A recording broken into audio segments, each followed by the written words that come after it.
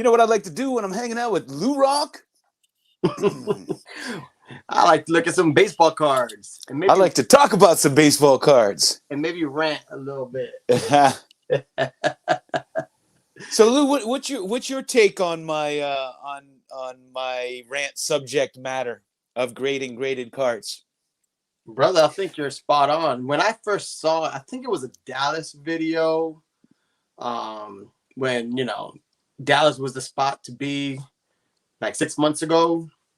And it was a popular, I don't know if it was Card Collector 2 or like Sasha T. It was a big, a big YouTuber. And he came across this guy, Baker, and they're trying to, I don't know if they got kickbacks, but they started saying, oh man, yeah, I can see how this is where this is needed in the hobby. And I didn't take it serious. I'm like, there's no way people are paying a premium for a sticker for 9s and 10s. Like, it makes no sense to me. None whatsoever. Yeah. So that's why I couldn't stop laughing when I saw your video. I was watching they did an interview or something, and they were talking about how, if you pull a 1 of 1 and you send it to PSA and, how they graded it, and they're going to put a sticker. If it's a 1 of 1, what difference does it make what it grades? It's the only one in existence. Exactly. I think that's a farce because like these new cats that come into the hobby, they're very big on the pop report. Very big on this pop report. Oh, it's a pop of 1. Yeah, but if it's a shitty card that no one wants, or if the manufactured scarcity is already in it, if it's a card, these variations for Optic, there's only 25 of them. Well, I mean, there's only 25 people that have that one card. So, of course, the pop is going to be low anyways. It's not like, something that you usually find is only a pop of 4. That's because it's naturally scarce, Yeah, it's a difference between organically rare, becoming rare, because everybody's moms threw them out or whatever, and, manufacturing that rarity, which is fine. I mean, there's a place for both. I'm not going to knock one over the other. I think some of us prefer one over the other usually, but to each his own. When it comes to that, I've never understood grading a 1 of 1 card. Yeah. But when I ask people about it, they want it slabbed, they want it protected. But to give it an actual grade, what difference does it make? Yeah. It's the only one in existence. I'm with you on that. I would rather have it authentic because some of these cards 1 of 1. I've seen them miscut, I've seen them chipped, and I mean. It's a 1 of 1. But it's a 1 of 1. There's nothing to compare it to, right? What there is no pop report. There's one. You're hurting yourself, I think. Yeah, I mean, one of my problems, and I've talked about this before with grading, is that not all sets are equal. Yes. Right? So we're so, number one, if you don't get a 10, it's disappointing, right? Once you see everything in a 10, anything less is disappointing. So especially at these prices, you need a 10 to break even almost. Right, but you can't grade you just simply can't grade a T205 the same way you grade a 2021 card. No. Like I showed that rare candy envelope of Jimmy Fox, super rare set, and you had to rip the envelope at least a little bit to get the candy out. And so therefore they will all grade at, a 1.5 at the highest because they give technical grades. And this is one of the problems I've always had with grading is that they don't take the look into account. You got to take people will tell me they do. No, they don't. They don't take the look into account.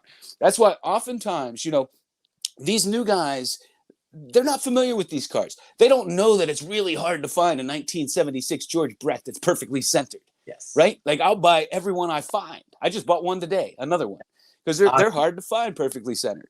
And so they just go by this technical grade. So oftentimes I will buy cards that are lower graded because they look better, because it is that rare, perfectly centered one. And I'd rather have, and I'll pay up, I'd pay, more for the perfectly centered 4 in a card that's not usually perfect centered than I would for a 5. And if you have we see it all the time, you'll see some 7s you don't even want in your collection. Like you don't want the card. Mm-hmm. But then there are other 7s that look like they're 9s or 8s. And just a beautiful example of the card. And you and I are collectors. And we've been looking at these cards for years. We know that that's an exceptional copy of that card. Yes. I don't need PSA to tell me that. And I certainly don't need a second grader on top of PSA to tell me that. Well, I'll tell you this. I love exceptional cards, and I'm with you on that. However, I don't go as old as you do. I'm not a pre-war guy, even though I want to dabble. I still pick your brain on that. But I do like older cards, vintage cards. And I get real skeptical because I like raw more just because I could spend and buy more. Yeah. But if the card is almost too good to be true, unless I have another example, common, James does it a lot, I don't buy that card because if it's too good to be true, I get real suspect when I find any 50s or 60s in a 7 or higher. If that makes sense, because of the trimming, people messing with the edges, especially that 71 tops. If you're not careful with the 71 tops, I've seen cards, doctored, painted, marked up just to cover. I think that's the easiest set to get duped on because I've seen some colored ones that you really can't tell they're colored just because of the black. You almost need a black light. Let's see what kind of comments we're getting here. Look at that. You see, you gave me a job and I already failed, bro. I can't help it. All right. That's all right. Chicago lady. Hello, John and Lou Rock. Hello. That's a good question. What is Wander Franco's true rookie card? It's not out yet, apparently. Well, it's not out yet, even though he has mass-produced cards this year, even though he played this year. Apparently, nobody wants a card of him from this year. They'd rather have one from next year, a later issue. Victor does a great job, and I agree with Victor on a lot of things. But I'm with you. I understand the technicality of having the MLB and the PA both being on the card because that's what they said. But I'm with you. It's not like it was the XRC rules or anything like that. It was mass-produced in Bowman's Best. It was part of the base set. And his rookie, you don't need the rookie card identifier. Again, I like vintage. That changed. That rookie card identifier. It changed with the bargaining agreement. Players, I get that. Yeah. But a rookie card, in my opinion, doesn't need to have the rookie card identifier, because even by some of those rules that Victor follows, Topps is notorious. They'll throw 3 rookie cards of the same guy in Top Series 1. Like they'll have the rookie card, they'll have the rookie card debut, and sometimes they'll throw in a rookie card all-star game. And so you have 3 cards of the same guy with the rookie card logo, but technically those aren't all rookie cards. Those are rookie year cards. You see what I'm saying? Yeah. It's a rookie year card. Yeah. So to me, the Bowman's Best, and I wouldn't buy it now because, people found out it's a base, like you and me, it's a base card during his rookie year and is in a well-established set, Bowman's Best. And that card is going for like crazy money. It's a couple $100. So, well, I mean, regardless of what you want to call it, I think, for collectors like you and me, that would be a desirable card to have. Like I have the Bowman from this year and the Holiday, and I'm delighted to have them. I have several of his cards from this year. Yes. Are they, whether they're a rookie card or not, I don't care. Like I don't care what the hobby wants to deem it. I'm happy to have it in my collection as a collector, right? As a collector, and from his rookie season. Yeah, as a collector, I'm with you. I want it all, and I have a lot of his prospect cards. But me being weird, I like the first Bowman. I got his first Bowman, the Bowman Chrome, and I would like the refractor. Now, 2022, his first Topps card, that will be a card I will be chasing and going after. The Bowman's Best is nice if I had it, but since I don't have it, I don't really. I mean, if I run into it, maybe if I find it in a value box, find it for $3, $2, then I'm all over it. But now, do you like do you like to go after prospect cards? No, I'm not big unless it's someone like a Yankee or Vladdy Jr. I was chasing because I was such a big fan of his father's. When I found out he was in Bowman, I was going after his stuff. But the only reason I even have prospect cards is because I like Bowman as a product. I like the Bowman. But honestly, Bowman, the best part of Bowman is you don't know what you have. You know, you go after like the Dominguez's and Yeah. the Guerreros. But the fun of it is 3 years after, maybe 4 years, when you go rummaging through your stuff again, like, oh my God, look at this. I couldn't agree more. I just found a Bo Bichette from an old Bowman I didn't even know I had a It's like prospect going card. to the flea market, bro. You go Yeah, through it is. yeah, you know, you go through your boxes and you just rummaging. I'm like, oh my God, look at this. Like, you know what? One of my favorite finds, I was organizing my cards. My back was starting to hurt. And I found, I got it somewhere, a card. It was 150. It was blue as paper. You know, they got the chrome, they call paper. But it was blue 150 of Julio Rodriguez. It's like $150, $200 card just sitting in my box in the bin safe. Because I didn't know who he was. All right. Well, let's see. Oh, Anthony Volt, 357. They put the rookie card logo on cards like Frank's Red Hots as Eric at TPB. Yeah, you know, I mean, so let's talk about this. The rookie card designation, I'm in favor of it because they make 257 rookie cards nowadays, right? The rookie card really began with the Don Mattingly. Yeah. Prior to that, that term didn't even exist. And back then, you had, in the old days when there was just Topps, you had one rookie card. And Ricky Henderson, that rookie card, Pepino says it all the time, that's a special one because that's the last rookie card. That's the last rookie card where there was only one. Yep. And then, Donruss and Fleer came along. And so then you had 3 rookie cards in a lot of sets. Sometimes they didn't all include a rookie card, right? But usually you had 3 at that point, and then they started making all these other products. I mean, if you go back, I'm still discovering Tom Brady rookie cards, because that's when they started to make all these sets. There was what was it, Edge, and all these different sets. But it's funny because I don't know. I'm sure you are part of these Facebook groups. I'm part of like a super collectors Facebook group, and before I really got into YouTube and stuff like that, I didn't really hear that term. I always considered myself a super fan and super collector of Clemente, but there was like a threshold of 250. You have to have 250 of one card, but I'm like, I have the run of Clemente, and I even have some oddball. I know you don't like the term oddball, but like the cereal and the Jello cards, and I was nowhere near 250. But now you got, like my boy Scotty Arana, who's a Bo Bichette. He has like 1,400 Bo Bichettes. Yeah. Bo's been playing 3 years, but, you got the optic runs with all the color. And, it's just crazy. So, like, it's kind of like the Hall of Fame. Do you have to change the number to be a super collector for modern players?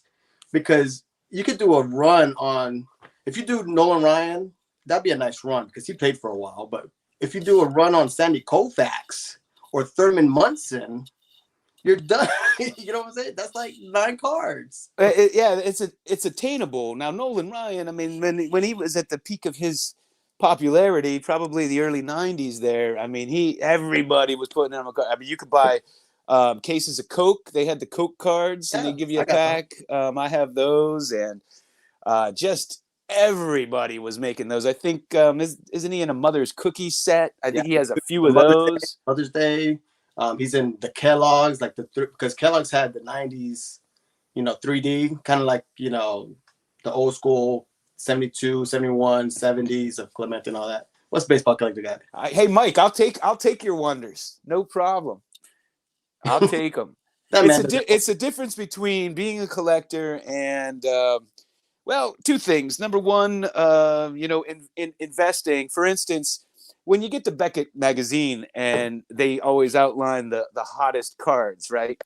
And throughout the years, there's always that one rookie card that rises above all the others and is worth way more than all the others. And growing up, I swear to God, that was the one I never liked or never had in my collection, right? Like it wasn't the one I chose, and then it became the most popular. Like the Ken Griffey Jr. Upper Deck was not one of my favorite rookie cards of his. I thought the Topps was way better looking, and all the other ones, right? Because he's standing there with that chain, like I don't know, like a high school kid or something, and it's just like a portrait of his face, And I always joke around, when I collect cards, like, I don't want to date these people. I don't want a picture of them, like that Mariano Rivera card where he's like in street clothes, like, or that god awful LeBron James card where he's in that white suit. Like, I want to collect players. I don't want to collect people. Like, I don't need a glamour shot of these guys.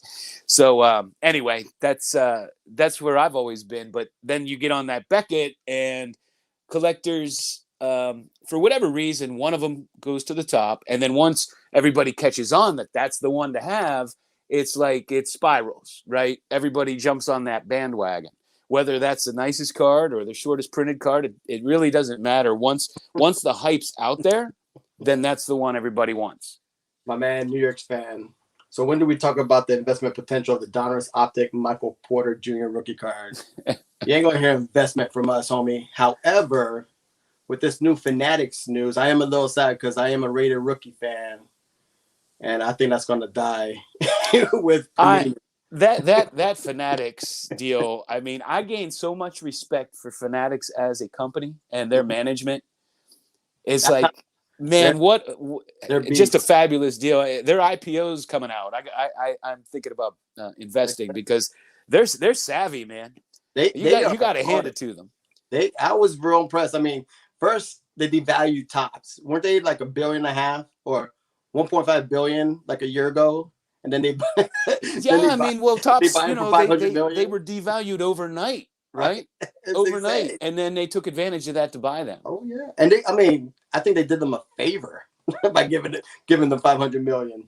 Yeah, I mean, honestly, you might be right about that. It reminds me of the old titans of industry back in the during the Industrial Revolution, when Andrew Carnegie and those guys would finagle deals and basically beat you into submission. Like you either had to sell to them or go out of business. Kind of thing. I know Fortune do that with Harley. But yeah, I mean, unbelievable. Oh, to answer Sean's question, I'm there. I'm technically a super collective Clemente because he has a whole bunch of new stuff. I mean, I just collect the new stuff too, and so I'm over 400. I don't have an exact number. I'm over. Dave Steeb? Do you pronounce his name Steeb? I think. Rookie card. Yeah, everybody forgets his rookie card. Derek.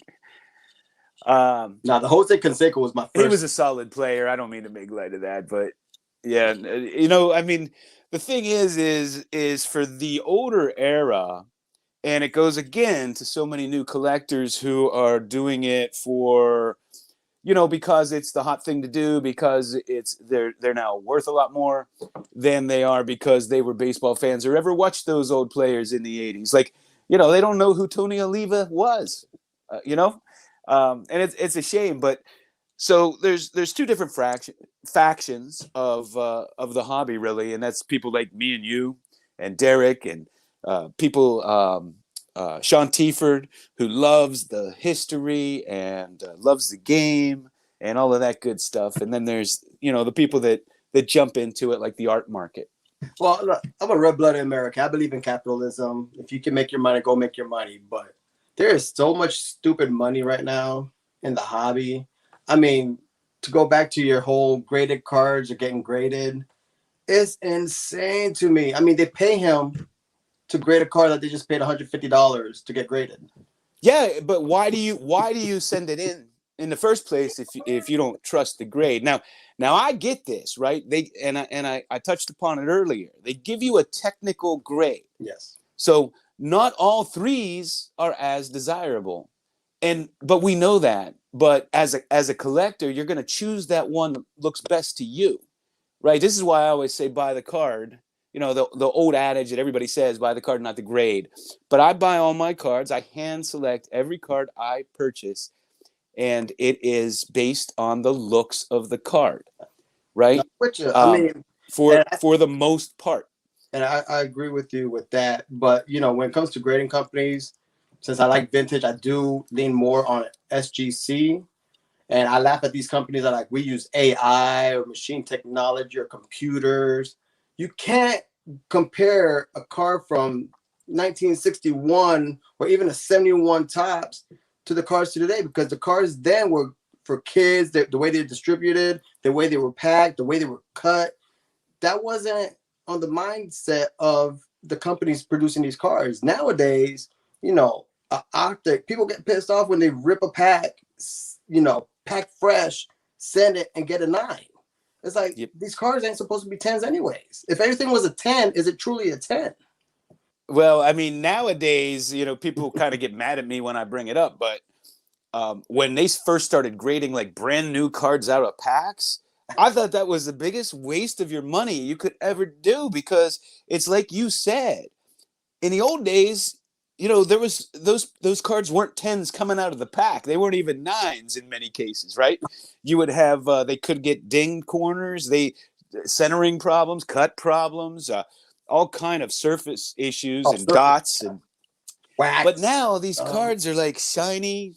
Yeah. Pepino I just saw a comment pop up from Pepino, and that's perfect timing, because now they're all shiny, right? Like he likes to say. But they're just like, they're perfect coming out of the pack for the most part, unless you dropped them or damaged them while you were opening them up. But that's just where we're at. Rick, so to answer your question, what's wrong with oddball? And I think you're joking there, but see, my contention is that all cards, up until the Topps cards, would have to be considered oddball. I mean, in the 1920s, you have strip cards, cut cards, black and white. There are different sizes. Some are small, some are large. T206s are small. T205s are small. So what is an oddball card? Um, you know, I just don't like that term, because a card is a card. And if you look throughout the history of cards up until, the Topps era, until all these new cards came out, there were more what you would call oddball card issues than there were what you would call regular card issues. And normally what a regular card issue is it was Topps, right? I don't know if anybody agrees with me, but that's true. There were more cards issued that were odd sizes. I'm looking around. They're all different sizes. I mean, the 33 Gaudies, they're not normal size. So I just don't understand the term oddball, because cards were issued, they were packaged with. What happened to Lou? There's James. Hey, what's up? Are you with us? Yeah, what's up? Can you hear me? Yeah, but I can't see you for some reason. Is I your don't camera know. on? There Yeah. you go. There you go. What's up? What are we talking? I was just talking about oddball cards. So cards were issued. They were issued with candy. They were issued with, and I'm going to say this word, and then YouTube, they don't let you monetize if you use the word tobacco or cigarettes, but you could swear. Think about that. So anyway, they were issued with tobacco. They were issued with candy. They were issued by magazine companies. You know what I mean? So all cards are technically oddball, even the ones issued with gum, I guess. So what's up, James?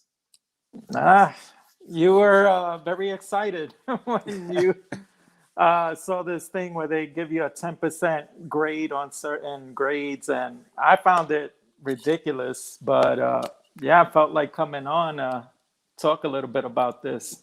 Yeah, I have a tendency sometimes to overreact. And man, when I saw that on Facebook, I was like, I thought somebody was kidding.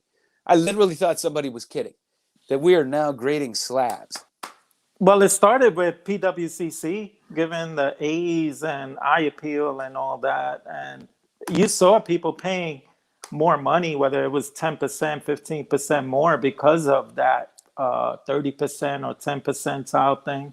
But my thing is, how do you know what appeals to my eye? Like part of the fun of being a collector is to pick a piece, that speaks to you, right? It's like you pick a card based on how it looks to you. Right. So not everybody has the same eye appeal. Some people love sharp corners and don't mind if it's way off center. Other people would rather have it centered with a little bit of rounded corners. So you and I both have this nuance with what we like to collect, right? And you're going to pick one based on your standards. I'm going to pick one based on my standards. And so PWCC or anybody else can't tell me about the eye appeal. It's impossible. True. It's true. And I personally, when I go for mainly vintage or pre-war, I basically go by price point. So I research what a good price point is for a given grade or a look. And I tell myself, how much am I willing to spend? I'm having this conundrum with Johnny Bench's 70 card because it's a high number series. And I see them going for $150. And I'm like, I don't want to spend $150 on his card. I just don't. But it's like I'm almost forced to because they're the only nice ones. The ones that are like $60 or $70, they don't look that great. So I don't know. It's like damned if you do, damned if you don't. But like you said, I have my own eyes. And I could tell how off-centered those cards are. And because of the gray border, you don't want it to look so chipped or creased up. And it's Johnny Bench. It's not just a regular guy. It's Johnny Bench. Nice pose. But I know my price point. And once I have my price point, then I figure to myself, what am I going to be willing to punt? Am I going to deal with my corners, a little off centering? That one has a little line going around the bottom edge. I don't know if you know about that card. That bottom edge has that. They're notorious for having that line with the Johnny Bench. And I'm like, can I live with that line? It's like so distracting to me when I see that line. Yeah. And so there's a give and take. And it's just about my price point. But it could have a pretty high grade with that line, right? But you don't like the eye appeal. You'd probably rather have a nice looking 5 that didn't have that line. Exactly. And that's my point. That's up to each individual collector what you like. Right. I routinely, I like my vintage cards. I like my old tobacco cards to look vintage. I think it adds to the appeal of the card. My thing is, first and foremost, is the image. Right. I want that image to be nice and clear. I don't want some dot on his face or anything that interferes with his name over his name. Or, sometimes like the 1976 Topps football is like this. They had a problem with fading on the name at the bottom. And I had a high graded LC Greenwood and I got rid of it and got another one because his name was faded. But they gave it a high grade, but I didn't like it. Because that red gets real faint. And when you put it next to the other 76s in your set, you could tell. And it just always bothered me. I had two 1966 Mickey Mantles, and they were both 5s. And the one was a little sharper on the front. And I sold it because the back was faded. And it was the only 66 card I had that was faded. And when you look at the backs, it just bothered me. Other people might not mind it because it was an exceptional card on the front. In fact, that might be why I got a 5. But I kept the other 5. The 51 Bowman with the print line that goes across the card is another one where I'll deal with OC or corners that are dinged up if I don't have to see that print line. I don't care if it's a 2 and has a crease on one of the corners. But if it doesn't have the print line, I'm okay with it because they're notorious for having that print line. I have a Reggie Jackson 69, notorious for being off-centered. I bought myself an off-centered Reggie Jackson because it looked clean, registration was great, and the corners were great. So I dealt with OC, but for the majority of the time, that card is OC. So it's okay. Hey, I think Lou's back in. Let me let him back in.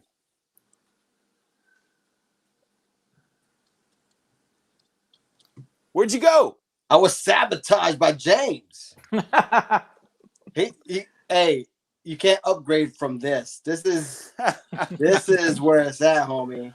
All right. Look at the moneymaker, bro. So we were talking about you while you were gone. I was listening. I got it on the computer. I got that dang Metro PCS. No, I'm just kidding. Yeah. So Lou, what do you look for in a card? Do you like centering, or you like sharp corners, or you like surface? I'm all about registration. I hate print dots. Yeah, me too. It drives me crazy. Of course, I have to take in consideration on the card. How expensive is the card? If it's like a dang Billy Williams rookie card, I can wait for a super nice Billy Williams.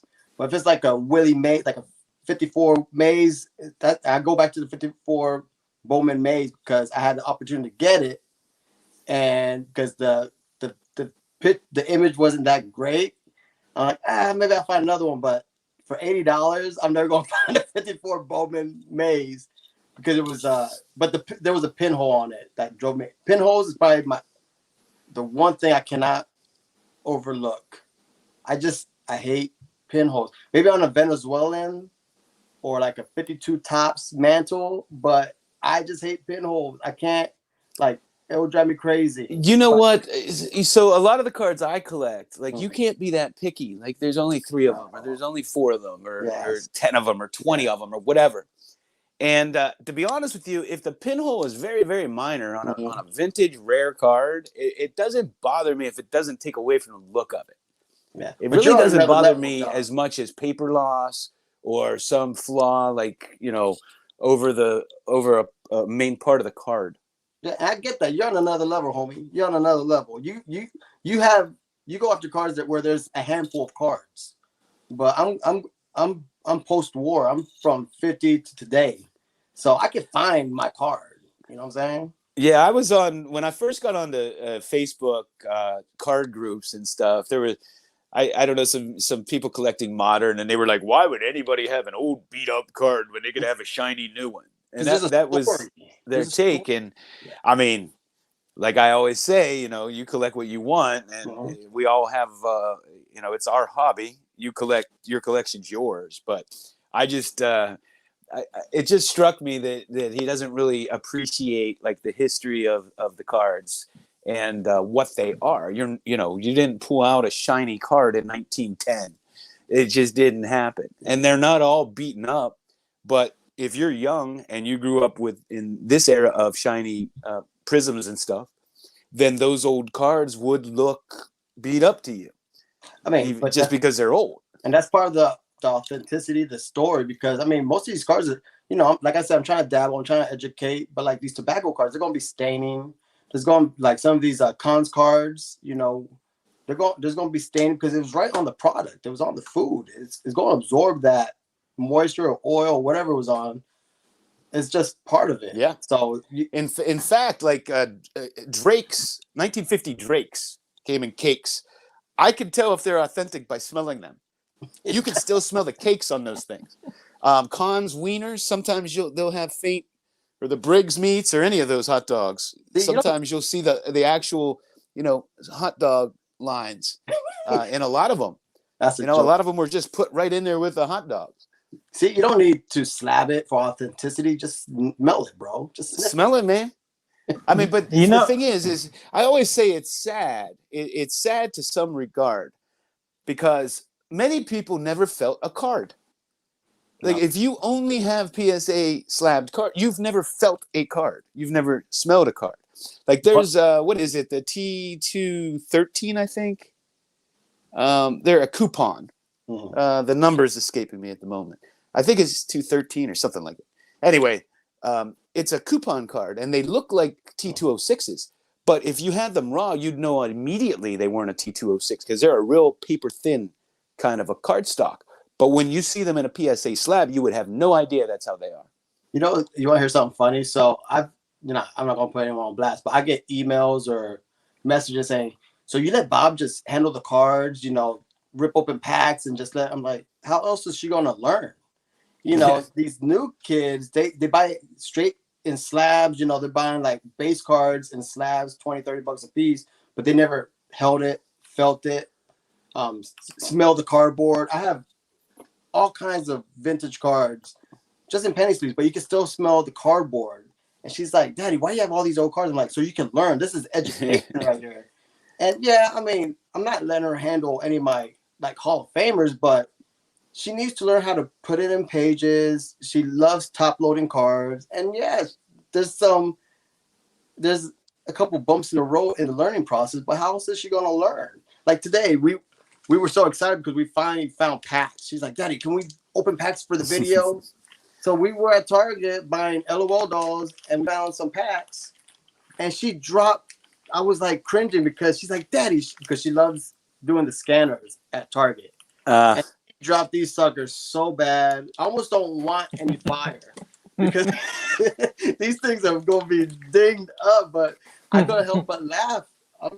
Yeah, but I mean, I've opened packs where there are dinged cards from the Yeah, manufacturer. They weren't dropped. They were well protected in the box. There were no, the box was in perfect condition. but I'm You smiling the just whole way. sometimes it happens. Yeah, I'm smiling the whole way. She's into it. She wants to know about it. So, couple ding corners. Who cares? Yeah, well, when you get autograph cards, those are handled. They send those out, and the Montgomery set, Montgomery Club, they'll send you a set every once in a while. And the one year I got that one with the red borders. I think it's for 2 years ago. And it's all red borders, so they're very susceptible. They're kind of like the 71 tops. And I got Noah Syndergaard's autographed card, and the corner's dinged. Like you could see some white there. It's not a mint card because it's been handled, and that's bothersome when you get new cards. Like I don't mind that so much on vintage card, but when you get a brand new card, like nobody wants a brand new card that has any kind of ding or flaw, really. Now, I had because that's highly unusual, right? Like if you send out new cards, they're all going to get 8s and above, unless there's some major problem with them. You're most likely going to get a 9. Yeah, and if you're a certain seller, you'll probably get a 10. Before the whole COVID epidemic, Topps was actually pretty good customer service wise. I remember getting a pack of Bowman, and when I opened it up, all the cards were stuck together. Like the pack got wet. For whatever reason, it was submerged underwater. I don't know if it was raining outside, but the pack was wet and it had an auto in it. So I actually mailed them the pack and actually sent them a link to my YouTube channel just to show them. I'm like, look, I opened it. This is how it was. And they sent me. Lou's like, you know who I am? I have 20 subscribers. I got 20. But within like a couple weeks, they sent me a couple packs and an auto, which was like a $5 auto, but it wasn't too bad. Yeah. What auto was it? Oh, I don't know. It was a prospect, like some middle reliever prospect, because you were able to see the sticker auto, so they saw it and they just matched it. Yeah. Going back to what you were talking about, John, when you were saying young kids were talking about the young cards. Oh, who wants an old beat up card? When I got into pre-war, honestly, the way I thought about it was I'm now graduating into college and I'm trying to get my master's, because learning all the people, the famous Hall of Famers and players and the different sets was a whole different animal. Yeah. And when I finally gained a sense of it all, it was like, I was like, I had no interest for modern cards anymore. Well, see, I did the opposite, right? I learned baseball. I mean, I had cards. I kind of did them together concurrently, but I was into baseball, so I knew these players. And then when I would see they had a card, because, when you're young, you don't know who has a card, who doesn't have a card, or whatever. You don't know those old sets. And so when I would find them on a card, I was like, oh, I got to have that because I knew the player.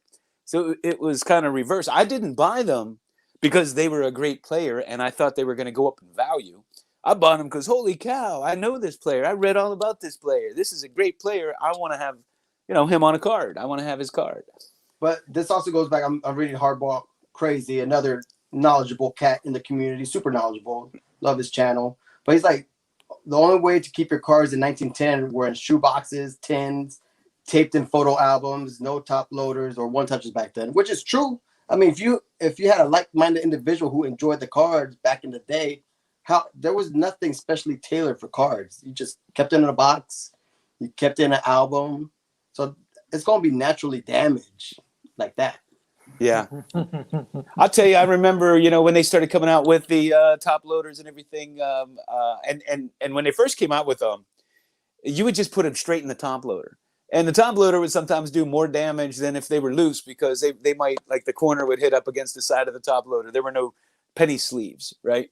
And then everybody started using the penny sleeves. But I remember when they came out with the top loaders in a bigger way and card holders, I was so excited because I could finally protect them a little better. I mean, when I'm a kid, rubber bands, you flip them, all kind of things. So You know, the The special one, cards I would never flip, and I would never put on a rubber band. Like I knew even back then as a kid, like my Clemente's, heck no, I'm not putting a rubber band around that. Like I kept that like a little treasure. the one thing I'm at odds with is the screw downs, because you know the oversized 52s, 53s. There's no one touches for them. They don't make them, so you got to put them on a screw down. But if you were to send them off to get graded, they might not meet the minimum size requirements or whatever because you mashed them down. Okay, through the screw down. Okay, two thoughts on that. Number one, they do make the one screw holders for them, which is just like a one touch, except you have to screw it in. And I keep a little screwdriver. I like those for the Bowman cards too. Well, but they do make those, and they have the empty corners, so the corners, you know, aren't against anything. So you could put them in there. The LCS I go to, they don't have any one touches or screw downs for the oversized cards, which are the 52s, 53s, or whatever. And they only have the screw downs. And what can I do if I want to protect my Jackie Robinson or you name it, Satchel Pages? You got to buy a pro mold. I gotta tell you BCW. I can tell you what to do. You always laugh at me, but I'm a hustler, bro. Like today, the Bloodmobile was out.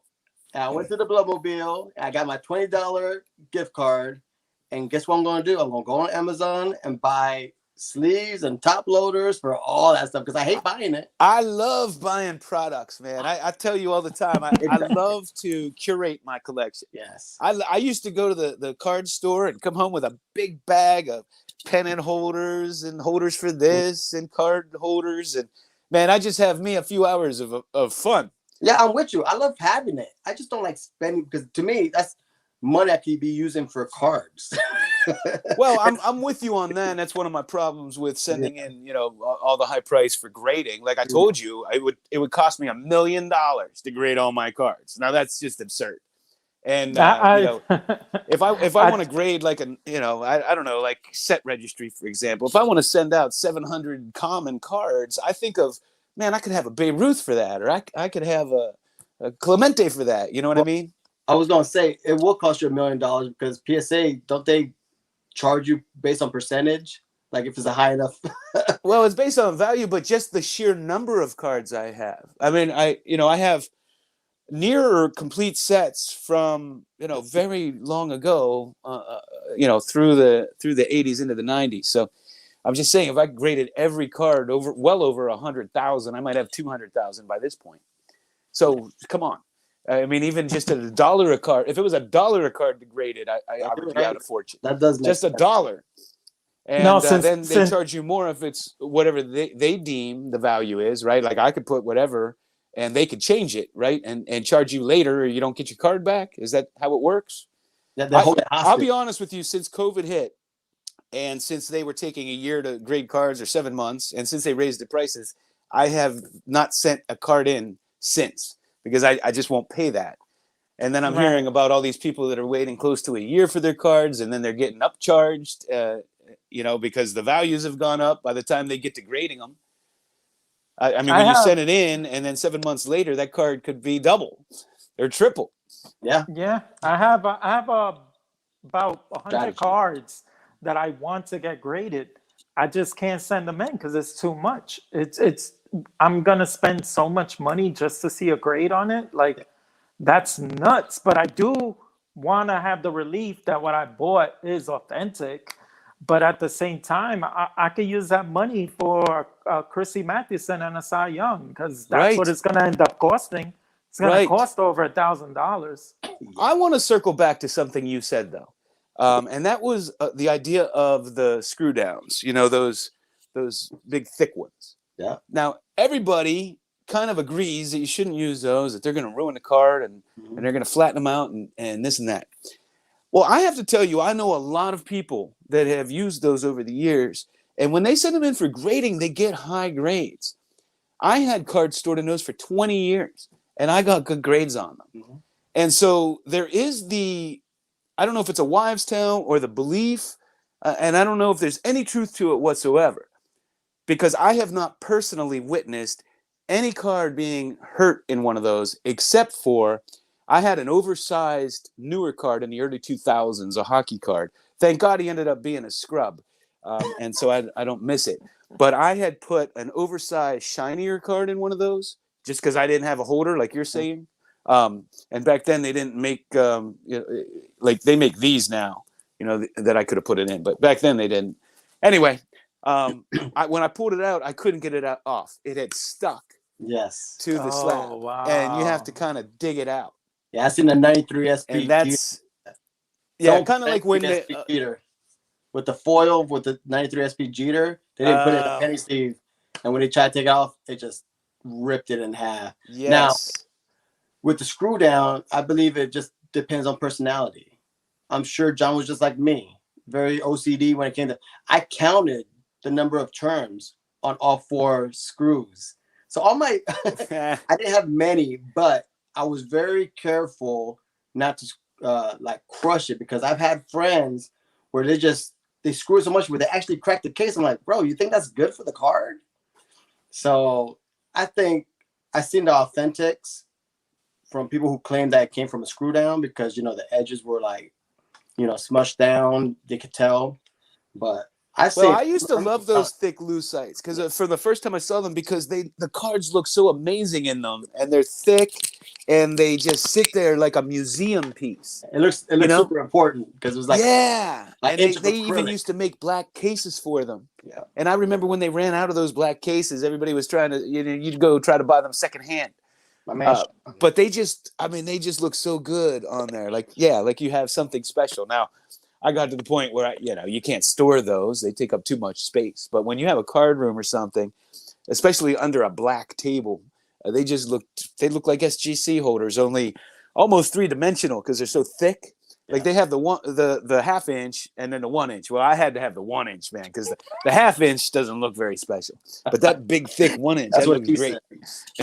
Yeah, it's true. It looks like an epic card just because of that 1 inch thickness. It's like, whoa, that's a brick. It kind of looks like similar to when you have an autographed football or something. They make the displays with the mirror in the background, so you kind of get the 3-dimensional look. It's all about the motion in the ocean, baby. Yeah, it's kind of it's all about the thicker the better. Presentation. When you have an old tobacco card or something special, it looks real nice in there. Mark Rudolph is like, the thicker the better. That's it. All right, guys. Well, I want to thank you, because I've been, I wanted to get on the couch and talk this through, this grading of graded cards. Like, it is just really blowing my mind, and it just hit me. I haven't had too much time for it to sink in yet. Well, when you're sending us text messages, I'm like, I gotta see this video.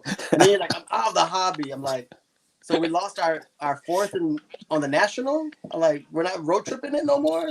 No, I mean, so there's we all collect, and for years I collected in obscurity, right? Like just me and my cards and whatever. I don't care what's Beckett saying. I don't care what rookie card is everybody chasing. I don't care. Like I just did my thing, and nowadays, because of YouTube, because of Facebook, because so many people go to the National, all these magazines and everything, there's way more of a community, and I guess kind of global acceptance of certain rules and things like that, right? Which you didn't have years ago. I think there's just more knowledge out there. Yeah, but like, who says I have to abide by that? Like, is my Robin Yount hostess card not a rookie card? Because I don't know, whoever made it up, the rookie card rule, Beckett or whoever, like, because they say it's not a rookie card. Like, I don't care. I have up there an Ozzie Smith hostess rookie card. To me, it's a rookie card. It's from his rookie season. And it's way more rare than his regular rookie card. So, of course, I'm going to cherish that. Is the 69 Milton Bradley Reggie Jackson a rookie card? To me, it would be. The Milton. I feel like picking it up is so cheap. You can pick it up for like $25. The expensive one. Now make sure it's a 69. There are little nuances with those cards. I can't remember. There's two that look identical. The 69 Milton. 69 and 71, I think, look identical. Yeah. Well, it's black and white. The 70, I think it's a 70 and 71. The 69 is squared off. and the 70s rounded corner. Okay, one of them has the stats on the bottom. I always get them mixed up. Even when I read the rules of how you could tell, I still can't tell. Yeah, I'm real pissed those two apart. I was about to get a 69 Clemente Milton, and I fell asleep. Yeah, but if you at 2 o'clock. if you want an obscure rookie card of his and you don't care about the rookie designation, look for the Anderson card. That's a pricey one. In fact, they're probably homemade cards. My favorite Darryl Strawberry rookie card is the Hostess because it has them in a nice swing. Yeah. I prefer it over the Tops. Well, that's how I used to always pick my cards. Before there were all these rules, I picked the best looking cards. And that's why, like, I didn't end up with a lot of 63 stars because the Hank Aaron, the Willie Mays, and the Roberto Clemente and 63, for all those years, I didn't like the looks of them compared to other cards I could buy, right? I couldn't buy them all growing up. Yeah. And so I would pick the ones that looked best to me. And so therefore, sometimes I missed out on the more expensive cards because I bought them by what appealed to me. I didn't care what somebody else thought of those cards. I cared what I thought of those cards. Right. Frank Thomas is another example. I love the score. I love the scorecard. It's worth 50 cents or $1. It's almost worthless, but I love the card. I don't care what you tell me. I love that card. I prefer it over the Leaf. I know that's his main card, but I love the scorecard. So you might laugh at me, but one of my favorite all-time cards, and I actually have it in a one-touch, in a display, is the 1987 Bo Jackson. Now that card, I mean, forever, stars? You could get it for a dime, forever. Yeah. They made 4 million of them. But I just love the card. It's one of my, in fact, the 87 top set, I love. The Barry Bonds in there is fantastic. Nice McGuire. I just love that set. Always have. But there's 4 million of them out there, so they're never going to be worth anything. Hardball is talking. He said he believes you're talking about the Drakes. Are you still talking about Reggie Jackson? No, the Darryl Strawberry. Oh, Strawberry? It's the Drakes, I think it was. Not the Drakes, yeah. Now, was that an oddball card because it was made by a cake company instead of Topps? No, it's made by Topps. It's made by Topps. It's made by Topps, but distributed. Except it says Drake's on it, but I love the image better on that one. Well, back then, like, Topps made all the cards. Didn't they make the Hostess cards, too? They made all the cards. Yeah, they were making everyone's cards. Yeah, right. Most of them. And then with Barry Bonds, I actually like his classic card. For whatever reason. Yeah. That's a nice the yellow one? The yellow one. Yeah. I've had that since a kid. It's my favorite Barry Bonds card, hands down. It's one of the very few ones I sent to PSA, and it got a 10 after all those years. I've had that since 1986. I couldn't. I knew it was real sharp, but you have to have a special name to get 10s. And I don't have a special name, so I figured it would come back an 8 or a 9. Conspiracy theorist. So I was thrilled it got a 10. But that card is gorgeous with the yellow border and then his follow-through finish. It's a gorgeous card. James, what's interesting, and Nate commented on it. I did a video. People were asking me to show my top cards, like if I had to pick so many. And of course, I never can do that. That's impossible for me. I don't have one favorite card or even 10. So I did one that, like, if my house was on fire and I had to grab as many as I could carry, and that was one of the cards I selected. And it was the only modern card, I think, that was in there. And people were surprised at it, but that's how much I like that card. It's a beautiful card. That's the beauty of collecting, though. Because one of my cheapest Clementes is my favorite. It's the 73. Because it was the first Clemente I ever got. But that's a great card, though. Yeah. Oh, guys, we can't miss that on this. Love Face. There you go. I get all these comments on my... I don't know how they know. Like, it's like as soon as you upload a video, you get these spammers. I don't know how they know the video's up. I've been blocking them. It's only for you. All right, guys, I'm going to have to go. I appreciate you talking me off the ledge here and letting me hash this out a little bit. It's always fun to talk hobby talk, especially with all the YouTube community, all the people commenting there. You have, the hundreds of years of knowledge combined. Yeah. And you guys, so I appreciate it. And I appreciate you jumping on. Any last words? We're your support group forever. I miss you. I appreciate it. We all need that, you know? All right, guys. Brother. Hey, thanks everybody for tuning in. Peace. Go Yankees.